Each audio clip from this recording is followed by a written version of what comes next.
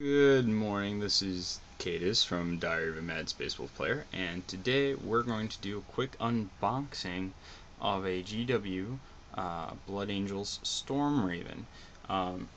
It was more or less an impulse buy from me because I wanted something to build. I've been in a building habit.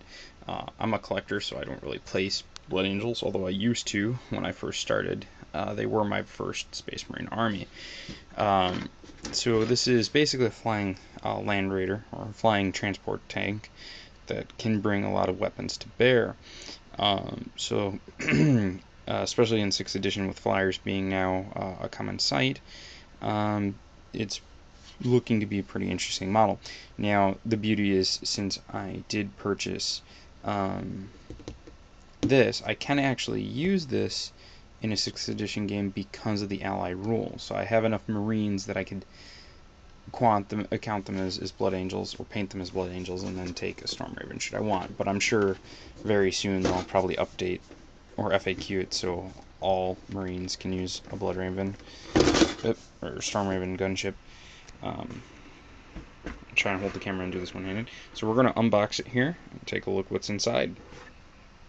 So we're going to see on the complexity of it and everything, and I'll see what I can say. So neat, comes with the acrylic clear visors, so you don't have to cut your own like you used to for Forge World.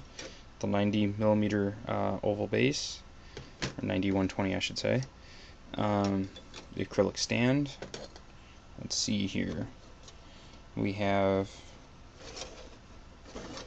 what appears to be the cockpit and the transport section right beneath, with its boarding ramp and its thrusters, retro thrusters and landing gear, and the cowl for its side gun, which looks like that's the option of doing plasma cannons. And those are some fancy seats, which you'd see in a Land Raider or in a Rhino. Thing is, though, like most transport vehicles, this is going to be sealed up and you're never going to see the inside. Even if I were to make the doors magnetized, well, maybe I might do the front ramp, which means I can paint the inside, but the cockpit sits so low into it that pretty much you can't see the interior detail. So the stabilizer fins, let's see, there's the bottom of the cockpit section and the front door. Let's see, sides, that's the rear tail right here. Those are the big wings. That should be the actual cockpit and roof for the turret. Those are the actual sides. I'm sorry. So that's the entrance door and the main engines. Okay, there we go. So a lot like a Land Raider. Okay, and then it looks like on the opposite side, you can tell details for either Grey Knights or Blood Angels icons that you can use, which is pretty neat, although I'm not going to even probably paint the Storm Raven as either. I'm probably going to paint it just a generic color because I'm using this more for terrain and collection purposes. Looks like there was an imperfection in mine, and there's a lot of release agent spiraled into the plastic, but that's okay, it's workable. Looks like there's a gun servitor and the actual Tech Marine that flies it, and that's the base of the turret, turret top, and the turret armor plating.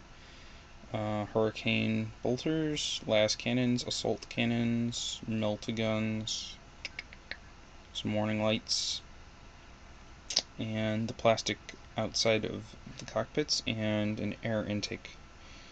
Okay, so that is pretty much that in a nutshell, and it looks like some transfers, your standard transfer sheet as well.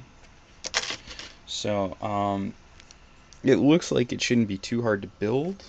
It looks like it's not too many pieces. So user friendliness might be there. It's even socketed, and it looks like some of the pieces are designed to only go left or to go right, which is good. although they don't have the shaped grooves like GW's been doing lately, especially like the Valkyrie. They made it where only one side, no matter what, can't be put on upside down because it has an indentation. So that's overall, I'd say for right now until I build it. Looks like a 4 out of 5 of ease of use. And overall, I'm impressed with how it looks in the detail. So I'll just have to build it and see. So we'll catch that later. Bye.